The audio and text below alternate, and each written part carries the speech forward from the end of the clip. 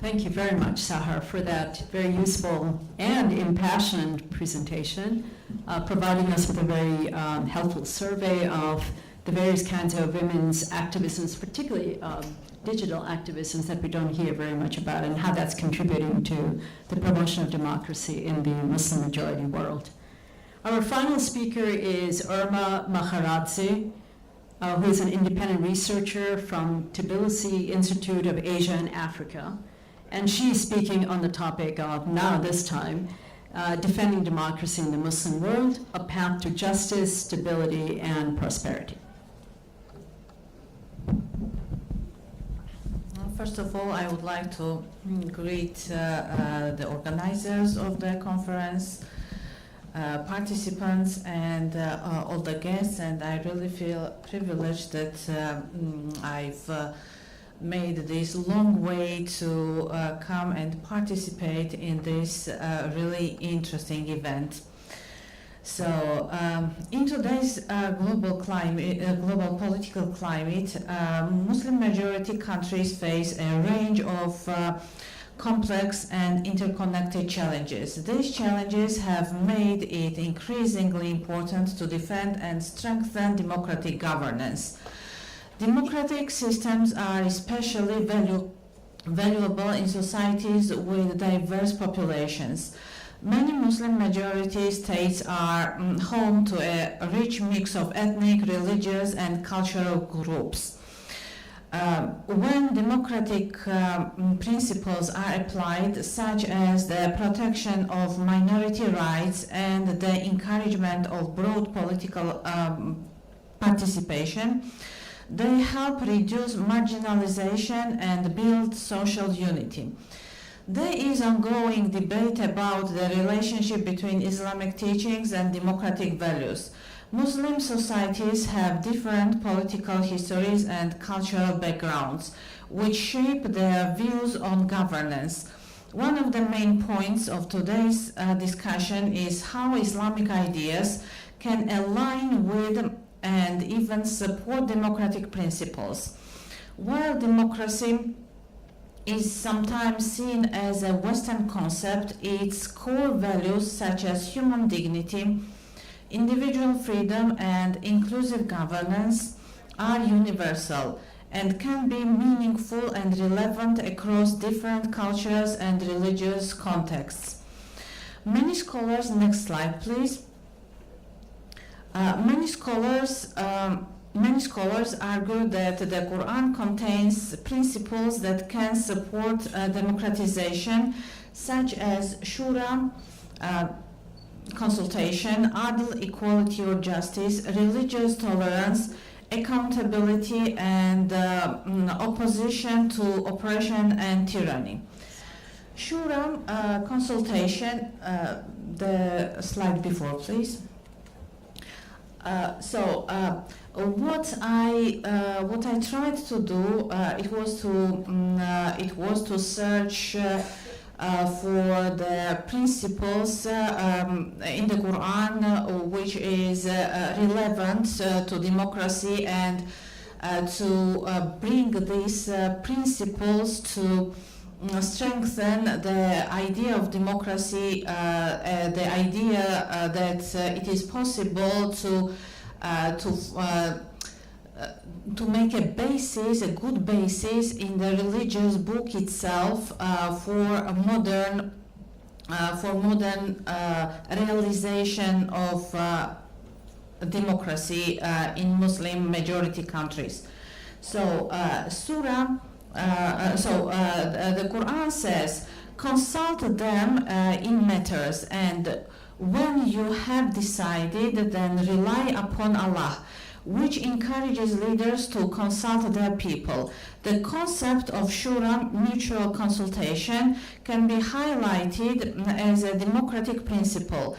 It suggests that rulers should not act dictatorially, but should consult with the people. Some modern Muslim scholars and activists interpret shura as the Islamic foundation for parliamentary democracy, or systems where leaders are accountable to people.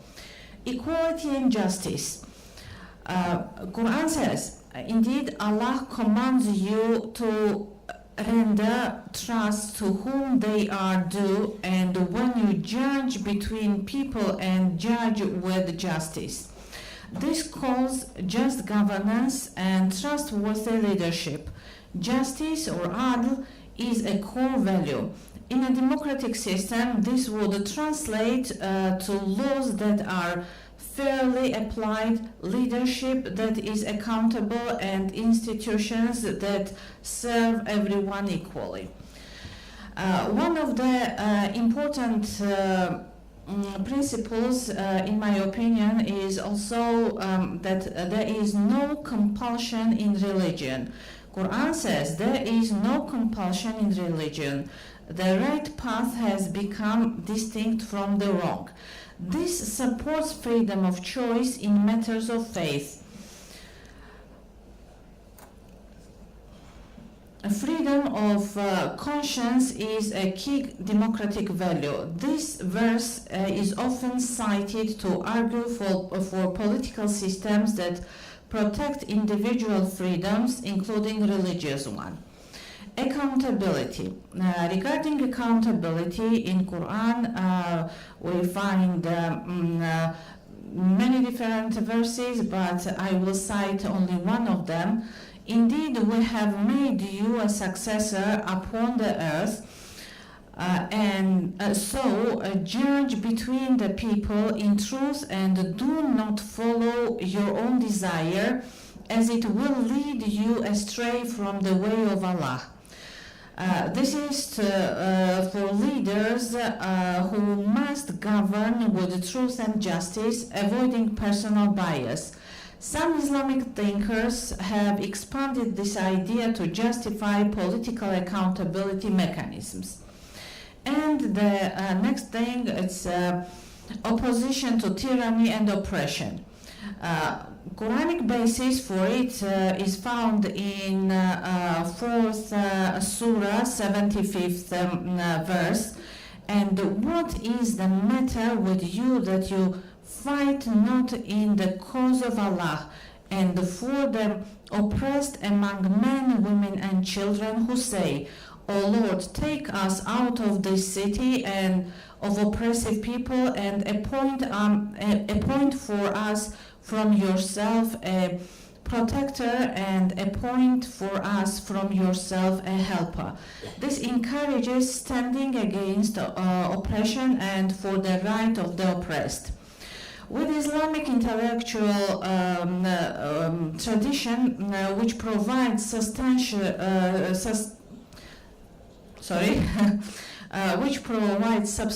support for the principles of democratization, rooted in the Quran, emphasizes on consultation, justice, accountability. Al-Mawardi, writing in the 11th century, I guess the slide before, please. The previous slide, please. Okay, so Al-Mawardi, writing in the 11th century, maintained that the political authority should emerge through consultation among the qualified and must serve the public good. Al-Ghazali further reinforced this notion by arguing that rules derive legitimacy from their adherence to justice, and that the people have a duty to advise and, if necessary, correct their leaders. Ibn Taymiyyah advanced these ideas by asserting that governance is a divine trust and rulers must uphold justice or be held accountable by the community. Building upon these classical foundations, modern Islamic thinkers, next slide please, have argued that democracy is not only compatible with Islamic governance, but essential to its ethical realization. Khalid Abu al-Fadl contends that democracy operationalizes the Quranic mandates for consultation and justice by institutionalizing public participation and safeguarding moral responsibility. Rashid Ghannouchi similarly emphasizes that Islam supports a civil state based on political pluralism, electoral competition, and individual freedoms. Abdul Karim Surush offers a profound philosophical rationale, asserting that while divine revelation is infallible, human understanding of religion is inherently fallible, thus necessitating democratic openness to divine interpretations and critical discourse. Together, these classical and contemporary perspectives reveal that democratization is not an alien import to Islam, but rather a modern articulation of its enduring moral and political ideas. Empirical studies indicate that democratic governance correlates with sustainable economic development as it promotes institutional transparency and adherence to the rule of law. Authoritarian regimes, by contrast, frequently engender corruption and economic stagnation due to the absence of accountability mechanisms. The establishment of subtle democratic institutions in Muslim-majority states has the potential to attract foreign investment, alleviate poverty, and enhance overall socio-economic development. Educational initiatives that emphasize the theoretical and practical congruence of democratic principles with Islamic governance can serve a counter prevailing misconception and bolster public support for democratic reforms. Additionally, institutional actors must adopt a strategic approach in supporting democratization efforts, one that involves diplomatic engagement, economic investments, and institutional capacity building, while simultaneously respecting the principle of non-interference in domestic political affairs. Finally, sustainable economic development constitutes a fundamental pillar of democratic stability. Policymakers must prioritize strategies aimed at reducing socioeconomic disparities and enhancing access to essential services, including education, healthcare, and employment opportunities. The defense and promotion of democracy within the Muslim world thus emerge not only an ethical imperative but also as a strategic necessity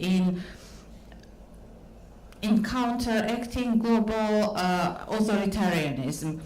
By integrating democratic governance with fundamental Islamic principles of justice and equity, Muslim-majority nations can cultivate political systems and uphold human dignity, foster economic prosperity, and contribute to international peace and stability.